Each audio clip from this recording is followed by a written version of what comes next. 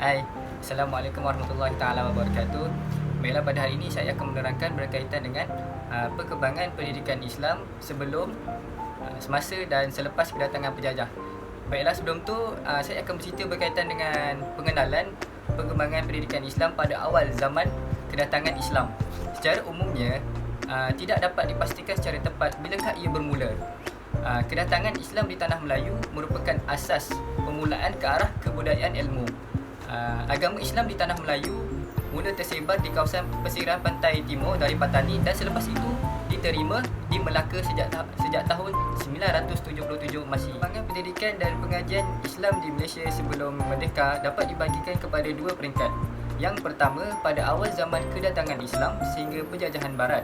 Manakala yang kedua, pada zaman kedatangan penjajahan Barat sehingga negara mencapai kemerdekaan. Peringkat yang pertama, perkembangan pendidikan pada zaman ini masih lagi tidak menghadapi persaingan. Pendidikan Islam bermula di dalam istana apabila Raja Melayu yang terawan memeluk Islam iaitu Sultan Melaka yang pertama, Parameswara atau nama Islamnya Sultan Iskandar Shah pada tahun 1414 Masihi. Kegiatan agama dan pendidikan Islam diusahakan secara bersungguh-sungguh dengan menjemput ramai alim ulama untuk mengajar tentang agama Islam.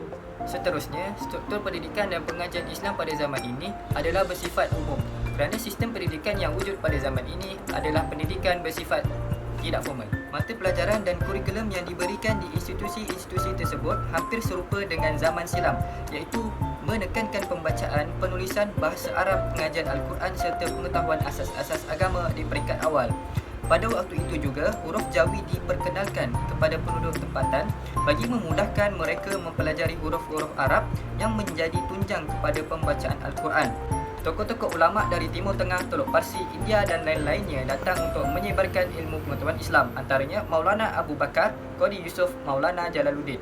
Para ulama ini bukan sahaja diberi kedudukan tinggi dan berfungsi sebagai guru semata-mata yang bertanggungjawab dalam hal-hal agama dan pendidikan Islam. Seterusnya, peringkat yang kedua iaitu perkembangan pendidikan Islam pada zaman penjajahan Barat sehingga negara mencapai kemerdekaan.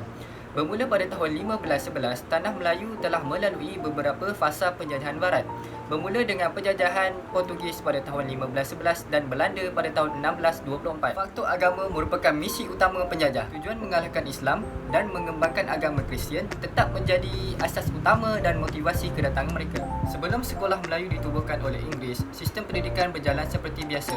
Terdapat sekolah-sekolah Al-Quran seperti di Melaka, Pulau Pinang dan Singapura selepas tahun 1875. Sekolah-sekolah agama ini diberi bantuan penuh dengan syarat mata pelajaran membaca, menulis dan ilmu hisab di samping pelajaran agama dan membaca Al-Quran. Bangunannya iaitu waktu pagi merupakan sekolah Melayu dan waktu petang merupakan sekolah Al-Quran. Walaupun sekolah Melayu dan sekolah Al-Quran diasingkan, masyarakat Melayu tetap mengekalkan asas pendidikan Islam yang menjadi warisan agama dan bangsa. Institusi tradisional Melayu berjaya dipertahankan. Sistem pendidikan agama atau pondok atau surau mengalami kemerosotan kerana tanpa sumber kewangan yang kukuh dan pentadbiran formal yang sistematik. Sistem pendidikan tradisional ini tertinggal di belakang. Sistem pendidikan vernakular diperkenalkan, itu mengekalkan kekuasaan ke atas tanah Melayu. Institusi madrasah atau sekolah agama merupakan pendidikan formal zaman ini. Sistem madrasah atau sekolah agama mula diperkenalkan bagi menyaingi sekolah-sekolah sekular. Ia dilengkapi dengan infrastruktur dari segi bangunan sekolah, asrama, kemudahan rekreasi dan pejabat pentadbiran. Institusi ini lahir semasa gerakan Islah dari Timur Tengah. Pelajar-pelajar yang belajar di Universiti Al-Azhar, Mesir, kembali ke tanah Melayu membawa bersama perubahan ini. Ia diasaskan oleh kaum muda yang mendapat pendidikan di Mesir. Terdapat perbezaan sistem pendidikan madrasah dengan sistem pendidikan pondok, yakni pembelajaran yang lebih teratur. Sistem pendidikan madrasah dilihat lebih teratur berbanding sistem pendidikan pondok. Kerana apa? Jom kita lihat. Sistem pendidikan di madrasah ini mempunyai pembahagian kelas, kewujudan jadual, mempunyai kurikulum yang tertentu, hampir menyerupai sekolah sekular. Bahasa Arab kekal sebagai bahasa pengantar. Bahasa Inggeris serta subjek-subjek moden seperti sains dan matematik diajar. Kaum muda memainkan peranan penting dalam mengembangkan sistem pendidikan madrasah. Tokoh-tokoh yang berpengaruh termasuklah Syekh Al-Hadi serta Syekh Tahir Jalaluddin. Contoh madrasah yang pertama dibuka ialah Madrasah Al-Iqbal di Singapura pada tahun 1907. Pada tahun 1917, Madrasah Al-Hadi di Melaka dan lain-lain. Pendidikan madrasah merupakan satu pembaruan pada sistem pendidikan Islam. Pendidikan madrasah juga telah berkembang apabila pemikiran Zakbar diketengahkan, iaitu setiap negeri-negeri di Malaya perlu menubuhkan madrasah. Peranan kerajaan-kerajaan negeri menganggap kepentingan pendidikan Islam harus diubah mengikut aliran zaman.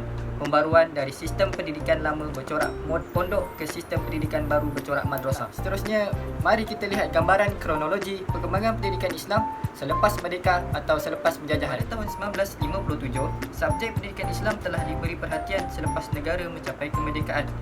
Pada tahun 1960, dalam cadangan laporan Rahman Talib, subjek pendidikan Islam diwajibkan pelajarannya ke setiap sekolah-sekolah bantuan kerajaan yang mempunyai pelajar Islam seramai 15 orang dan dalam tempoh 2 jam seminggu.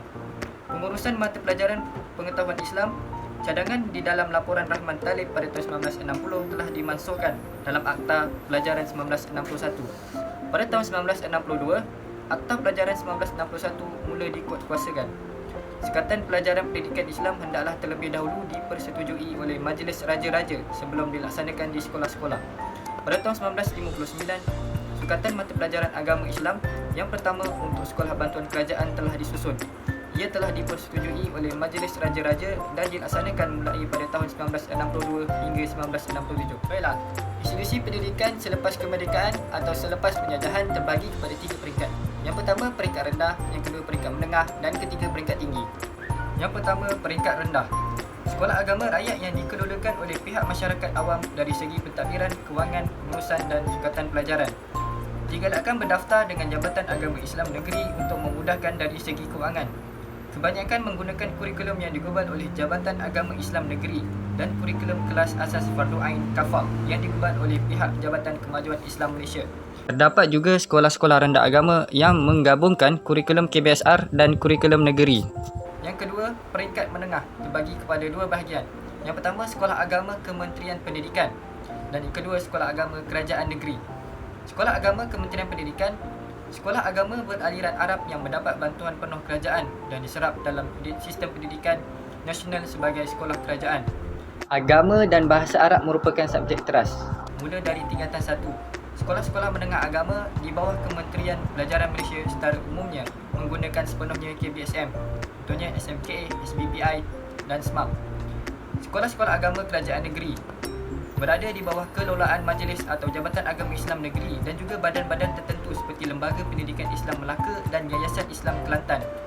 Menggunakan 2 jenis kurikulum iaitu KBSM dan kurikulum negeri yang digubal berasaskan Sukatan Al-Azhar.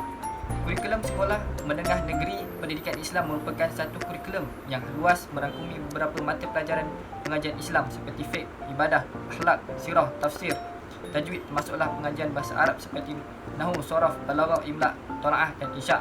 Kurikulum ini digubal untuk duduki Peperiksaan Sijil Tinggi Agama Malaysia, STAM.